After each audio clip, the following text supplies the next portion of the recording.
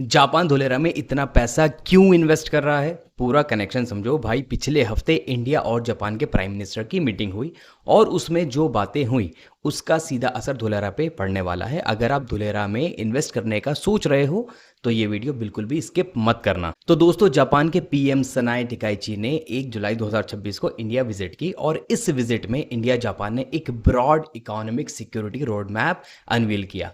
इसमें semiconductor, critical minerals और advance material जैसे स्ट्रैटेजिक सेक्टर्स पर फोकस है। इसमें कुछ स्पेसिफिक कंपनीज का नाम भी आया है।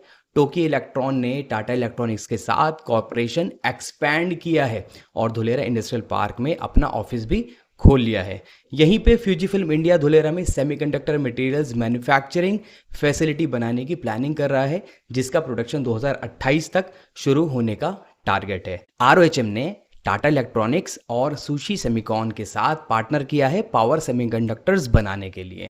अब यहाँ पे आपको क्या करना है, पैटर्न समझना है। ये कोई ऑफ न्यूज़ नहीं है। पिछले एक साल में धोलेरा ने JBIC, Japan chamber of commerce, JETRO, JICA और मल्टीपल जापानीज कॉरपोरेशन की डेलीगेशंस होस्ट की हैं। मतलब जापान सिर्फ इंटरेस्टेड नहीं है, जापान एक्टिवली अपना कैपिटल, अपनी टेक्नोलॉजी और अपने इंजीनियर्स को धोलेरा भेज रहा है। और जब कोई कंट्री अपनी बैंकिंग इंस्टीट्यूशन जैसे जेबीआईसी के थ्रू इन्वेस्ट करती है, तब वो सिर्फ एक कंपनी का डिसीजन नहीं होता, वो एक government level long term commitment होता है। अब इससे आपको क्या समझ आना चाहिए? जब इंटरनेशनल गवर्नमेंट और उनकी बैंकिंग आर्म्स एक रीजन में इतना ट्रस्ट दिखाते हैं तो ये एक स्ट्रॉन्ग सिग्नल है कि इंफ्रास्ट्रक्चर का क्वालिटी ग्लोबली कॉम्पिटिटिव है, लॉन्ग टर्म पॉलिसी स्टेबिलिटी है और ये सिर्फ इंडियन हाइप नहीं है, ये वेरीफाइड फॉरेन ड्यू डिलिजेंस के बाद का डिसीजन है।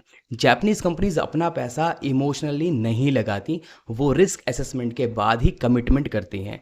तो जब टोक्यो इलेक्ट्रॉन अपना ऑफिस धुलेरा में खोल रहा है या फ्यूजीफिल्म अपनी फैसिलिटी प्लान कर रहा है, इसका मतलब है उनका इंटरनल रिसर्च भी धुलेरा को फेवरेबल मान रहा है। एक चीज आपको क्लियर कर दूं, फ्यूजीफिल्म की प्रोडक्शन 2028 तक स्टार्ट होगी। ये तुरंत का रिजल्ट नहीं है, लेकिन रियल स्टेट इन्वेस्टमेंट का गेम ही यही है।